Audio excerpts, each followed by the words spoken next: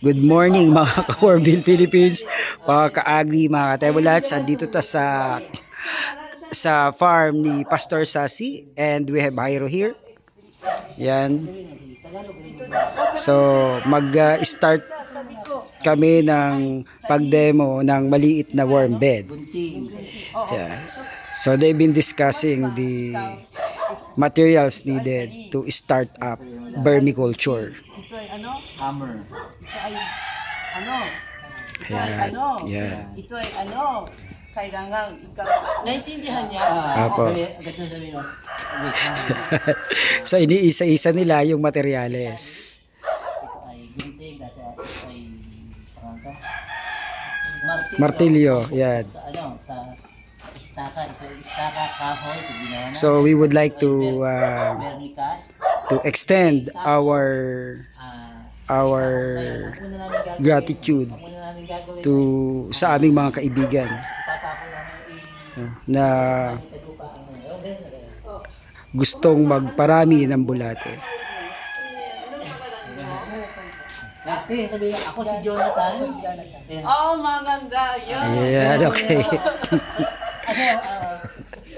Papadala ka sa Senegal. Oo, yan. Sasabihin, ay kamukha ko itong mga to.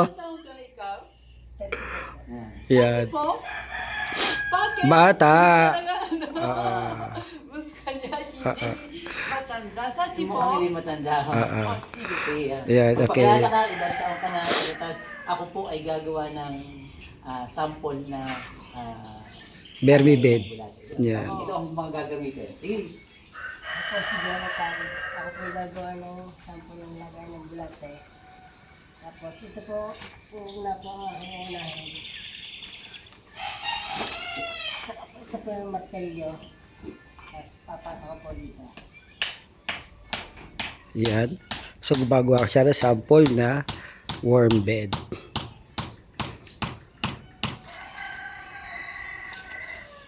Tapos isa pa po.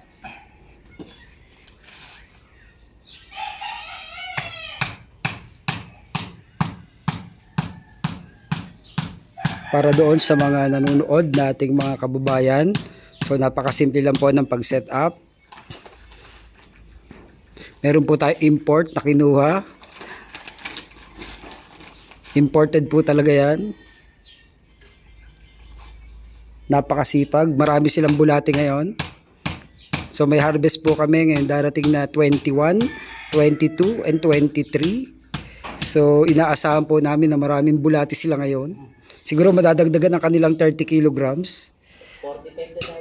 So 45 kilograms na pala kasi nadagdagan ng 1 week. Yan. So kakayanin na ang 45 kilo, Pastor, no? Okay. Yan.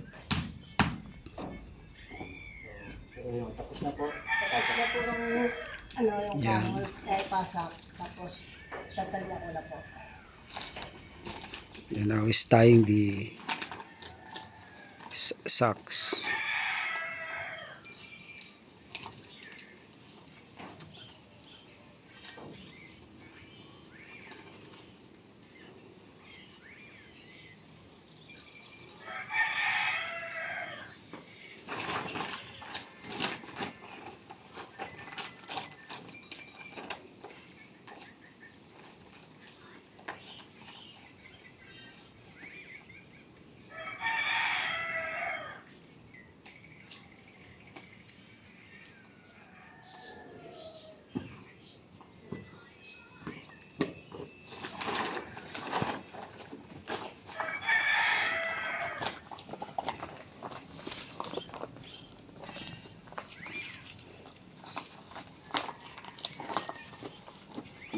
Si Asan makarating sa Senegal ang kanyang video.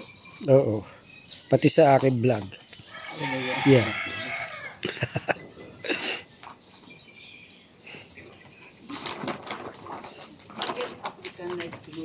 Wala sa Africa. Ano sabi ko? Oo. Kaya nga po.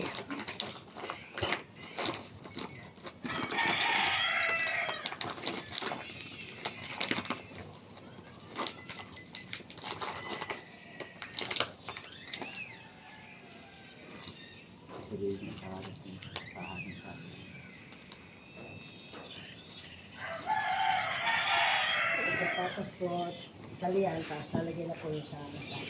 Yan. Diba napakasimple lang mga ka-Warmville Philippines, mga ka-agri, mga ka-tebulats. Maglalagay ka lang ng saha ng saging at the bottom part, no?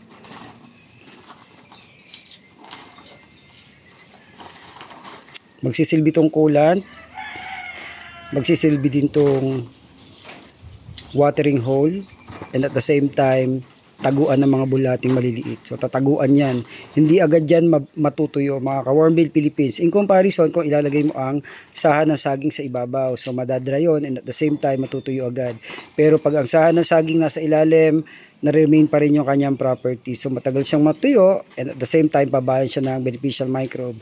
So there is a sustainability of microbial population sa ilalim kaya hindi agad-agad mamamatay ang ating mga bulate kung makalimutan niyo na kayo ay magpakain. Tapos po, vermicast po yung kasunod. Yan. So naglagay siya ng vermicast o kaya compost, no? For the purpose na that is the original bedding ng bulate para hindi na sila manibago. Yan. So that's it. And the last part ay maglagay ng tae. Oh, that's the bedding. Then, Yan. Tayo. kasi kumuha ka Yeah. Pagkatapos, Yan. Maglagay siya ng manure. So, kuha ka ng manure. Kuha ka muna ng manure. fresh ng tayo. Oh.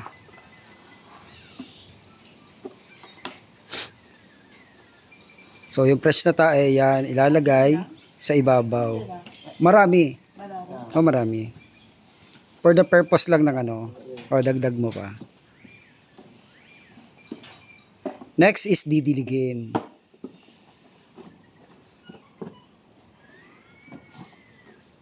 Mamaya mo na lang ulit lagyan ng pakain. Papakain ka naman eh.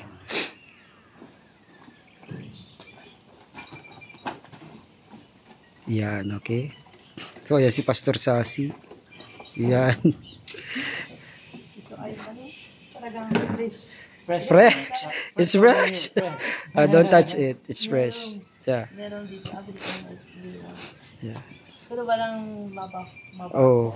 Actually, it has a limited stench. Yeah, it's already the bad bacteria is already suppressed by African nightcrawler. One thing, didiligan natin yan ng tubig, but make sure tubig is not chlorinated. Yan. Should be from pump or from river like that, but not chlorinated, not from faucet. No. Chlorine will damage your eggs and your Worms. eggs. They'll move out. They'll move out. Yeah, they'll escape. They'll escape. Ayaw. Ayaw niya. Ito didiligan. Yes, so yeah, so diniligan niya.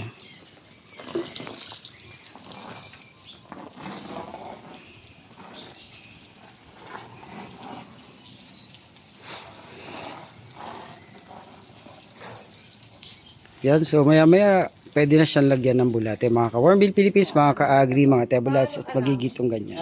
80 to 90% moisture like that. But because that is soft, so the water will flow. The excess water will flow. Yeah. Not now, maybe later. Yeah. Yeah. Yeah. So you need to wait for 10 to 20 minutes before you initiate stocking your worms in the bin. How do you know it's 80% or 90%? Yeah. Ganito. Yes. Tayo. The bottom part and the top portion should be mixed and then you squeeze it and it should have 7 to 8 droplets of water. Mamaya haluin. Yes. Hindi ngayon. No. After 20 minutes. Yeah, after 10 to 20 minutes so that everything would the absorbency of the materials is a considerable things also. So after few minutes then you squeeze the materials. Maraming salamat po. Thank you rin po. So yan mga Warmville Philippines, mga ka-agri, mga tebulats. So napakasimple lang ng ating installation ng worm bed for the purpose ng ating demo. You can Ganyan lang. Yan, thank you very much. God bless us all mga ka-Warmville Philippines. Mabuhay po tayong lahat.